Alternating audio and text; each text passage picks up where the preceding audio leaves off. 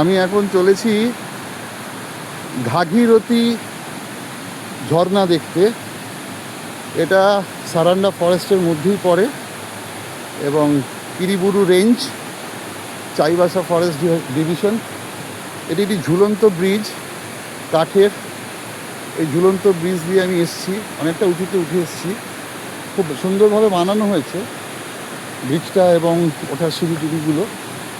তবে যাদের হাঁটুর সমস্যা আছে বা হার্ট বিটের সমস্যা আছে তাদের পক্ষে, বা ভাটিগো আছে, তাদের পক্ষে একটু সমস্যা হতে পারে।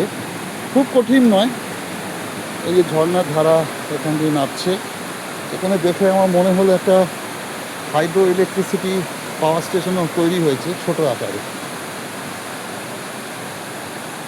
খুবই মনোরম জায়গা, নিবিড় অরণ্যের মধ্যে, পাহাড় এবং অরণ্য চারপাশে, তার মাঝখান দিয়ে ঝর্ণাটি নেমেছে। আর এখন তো বর্ষা, আমি নিজেও বর্ষাতেই পড়ে আছি। এই মুহূর্তে বৃষ্টিটা থেমে গেছে, একটু আগে হচ্ছিল। মানে গভীর ঘন অরণ্যের মধ্যে, যেরকম ঝাড়খণ্ডেই যেটা বুরুডি থেকে, ঘাটশিলার বুরুডি থেকে যাওয়া যায় ধারাগিরি, সেই ধারাগিরি যেরকম নিবিড় অরণ্যের মধ্যে, এটাও সেরকম নিবিড় অরণ্য।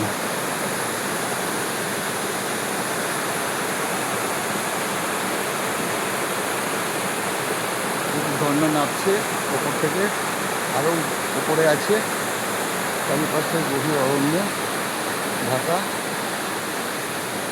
ঝুলন্ত সেতুর ওপরেই আমি দাঁড়িয়ে আছি। আর একটু এগোতে হবে, উঠতে হবে আরও সিঁড়ি ভেঙে। সেটাই বলছিলাম, ইতিমধ্যে আমি অনেক সিঁড়ি ভেঙে ফেলেছি এবং আমার নিজেরও সিঁড়ি ভাঙার সময় একটু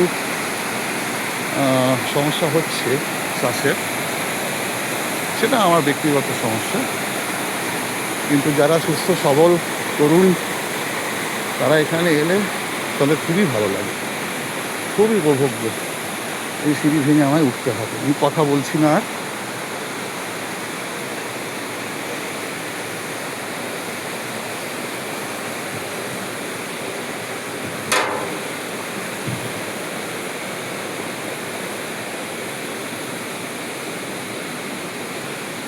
এখানেও ঝুলন্ত সেতু, কাঠের।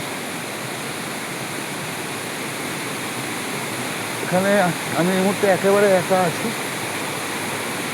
কয়েকটি জায়গায় গার্ড আছে, তারা আছে, কিন্তু এই মুহূর্তে আমি একদমই একা। এখানে কোনো অন্য টুরিস্ট নেই।